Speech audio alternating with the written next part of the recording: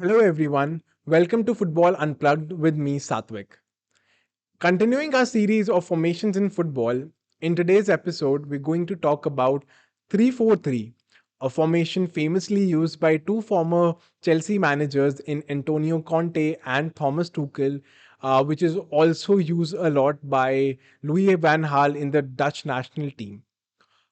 Talking about the 3-4-3, as one can easily understand, the formation consists of three centre backs, two full backs, two midfielders in the center, and three players up front. The three up front can either be two wingers and one centre forward, or in a case with Thomas Tuchel's Chelsea, it was two attacking midfielders of Mason Mount and Hakim Ziyech, and Kai Havertz as the centre forward. Each player in a 3-4-3 has a very unique role and plays a pivotal role for the formation to be a success. You know, let's take example of Thomas Tuchel's Chelsea, wherein they had Thiago Silva at the center, they had Antonio Rudiger at the left center back, and Cesar Azpilicueta or Andres Christensen as the right center back.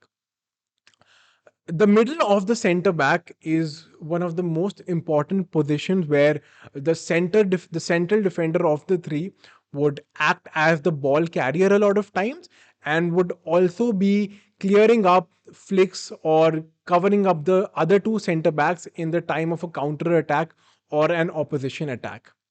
The other two center backs have to be great defenders and have to have great passing. That is something that we saw with Antonio Rudiger with Chelsea, wherein he was also a great ball carrier, but his long balls and his vision and his passing were also one of his biggest strengths. Now, coming to the wing backs or the full backs, which according to me, I think are the most important positions in a successful 3-4-3. Uh, Talking about Antonio Conte's Inter, which won the league, which won the Serie A, dethroning Juventus's long run. Achraf Hakimi and Ivan Perisic played an extremely important role, not just defensively but attackingly as well. Both of these fullbacks were one of the highest scoring defenders of the entire season in the top five European leagues when Inter won the league under Conte. The fullbacks again have to be both defensively sound and attackingly great, pulling up crosses and defensively being good against one-on-one attacking opportunities. So this is the role that the fullbacks play. Now coming to the center of the midfield, the two in the midfield have different roles, wherein one would be an attacking-minded midfielder, which would be a box-to-box midfielder, a role that Frankie de Jong does brilliantly for the Dutch national team. And on the contrary, the second one would be a deep lying playmaker who would, shuffle the ball around, create long through balls, or shift the play to the other side. Something that Jorginho did brilliantly under Thomas Tuchel, wherein N'Golo Kante, unlike under Antonio Conte, Kante would be the one attacking forward and not the deep lying midfielder. Jorginho would be the one who would act as the deep lying playmaker and create balls up forward. Going upfield to the front three, something that Antonio Conte does currently with Spurs is have two wingers who are great one on one. Dejan Kulusevski and Heung-min Son. On the contrary to this, uh, Thomas Tuchel had two attacking midfielders as part of the attacking three, along with the centre forward as well. Wherein Mason Mount was one, Timo Werner would be one, along with Kai Havertz, and who would happily switch up roles. Wherein sometimes Kai Havertz would act as the second attacking midfielder, and Timo Werner would sometimes act as the last man. So this is the major role when it comes to the role of each player in a 3-4-3. Talking about how attacks usually start in a 3-4-3, the goalkeeper has multiple options. Starting the play from the back, which could easily be done by passing the ball to one of the side center backs, who would have a vertical triangle formed ahead of him, wherein one fullback and one of the other midfielder would create a vertical triangle, hence giving an option to pass the ball to either of them, right?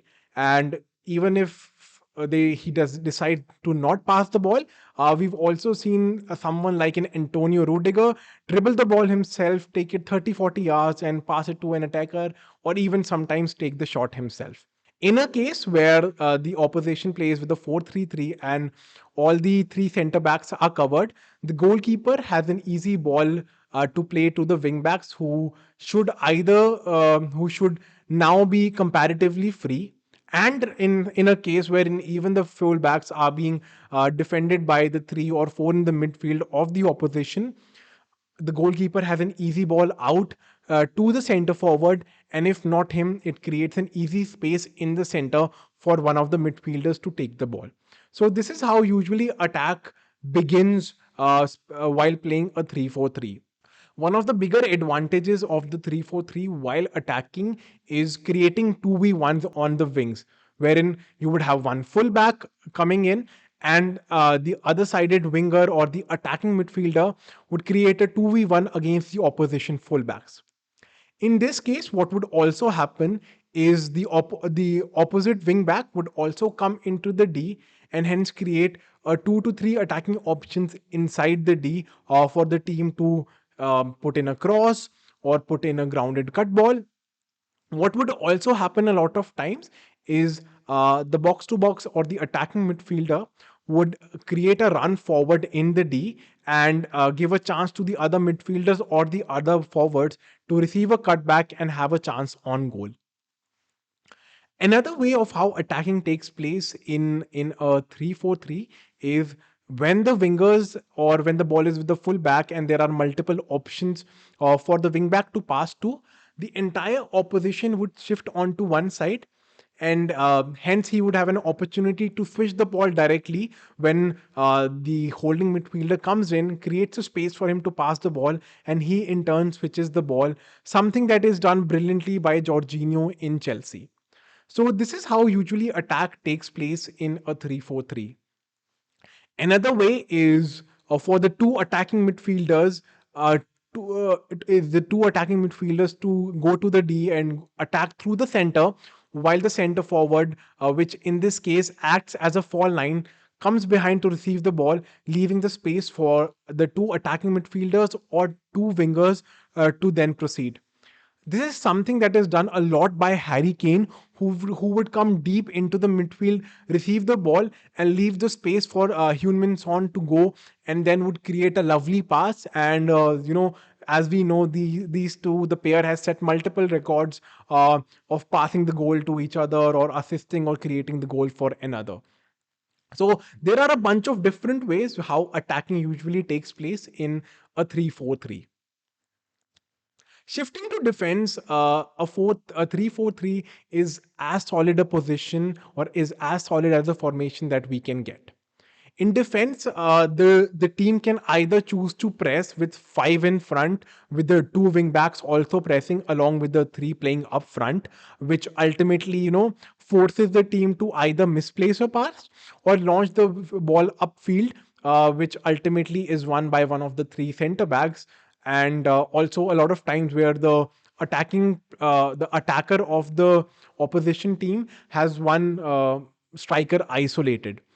If not, if the team decides not to press or not to press with five in the front, what the two wingbacks would do is would come back and act as a defensive five, right? So a lot of times wherein the opposition would not be able to play from the wings because of the three center backs and then the two full backs on the wide spaces, and hence the only spaces that could be created is passing through the channels, passing in between. And again, for that to happen, they should have extremely good ball players or players who are excellent at finding spaces, someone like a Pedri or a Martin Odegaard or a Kevin De Bruyne for that matter. Thus, a lot of times, the 3-4-3 in a defensive sense acts as five at the back, which sometimes makes it impossible for the attacking team to breach the defense. Moving on, we are going to discuss some advantages and disadvantages that come with the formation. Talking about the advantages initially, one of the biggest advantages of the 3-4-3 formation is defensive stability. As we've already discussed, owing to the two fullbacks who ultimately end up becoming part of the defense, it gives us a solid base of five defenders at the back, thus making it very, very difficult for the opposition to break the lines. And sometimes, as we saw with Thomas Tuchel, Chelsea had a lot of clean sheets, or as we consistently see with Antonio Conte, is great defensive performances. And last but not the least, another advantage of the formation is the width that the formation provides, wherein, along with the fullbacks, we also have the wingers sometimes. And a lot of times, the attacking box to box midfielder acts as a supporter on either of the wings. Hence, a lot of time, the opposition is stretched to one side of the field and leaving the opposition side empty for a easy one-on-one for a good dribbling winger like a Raheem Sterling or a Hakim Ziyech. So these were some advantages. Now talking about the disadvantages of the formation, uh, number one, it is very prone to counter attack. In a case where the attacking team loses the ball easily, it gives a lot of space on the width with both the fullbacks ahead on attack. It gives a lot of space on the wide areas for the opposition to chip the ball and get a very fast player like an Adama Traore or a fast winger getting to the ball and taking dribbling on past the defenders. So this is one disadvantage wherein the formation is very prone to counter attacking. In this formation, it is also very important for the right and left center backs to be extremely quick. Right, that is why specifically Thomas Tuchel played Thiago Silva in the middle and Antonio Rudiger on the left because of his pace. Another disadvantage of the formation is lack of number of people in the midfield. If the fullbacks are in front and if it leaves just two players in the midfield, and in case they are playing with an opposition of three in the midfield, they get isolated in the middle, thus leaving all the more chances of the team to counter attack or create passes in the middle, leaving to an open goal or in comparatively easier chance for the attacking team. Another disadvantage of the particular formation is the requirement of extremely fit players, right? Especially the fullbacks, because they will be doing up and down throughout the match. And in a situation where either of the fullbacks does not track back or does not come back into the position, it leaves the entire defense empty or prone to an easier attack or prone to a counter attack. At the same time, when fatigue settles in, the player's positional performance also gets affected. So in case the defense has been planning a good line or has been maintaining a good line or is planning an offside trap, a lot of time, in case of a defensive lapse or a positional lapse, it leads to the offside trap, just completely nullified, and then a very easy chance for the center forward or for the attacking player to go and score a goal with not a lot of defenders alongside him. So these are multiple disadvantages and advantages of the formation. So this is it. This was our discussion on or our understanding of the 3-4-3 formation that is being utilized by a lot of managers these days. Uh, I hope you liked the episode, and I would love to hear your feedback on the same. Uh, Please share, like, and subscribe, and keep on suggesting, keep on sharing your feedback, and would love to hear what kind of content you would like to listen to, like to watch to, and what are the other videos I can make that would make your experience much better. Thank you.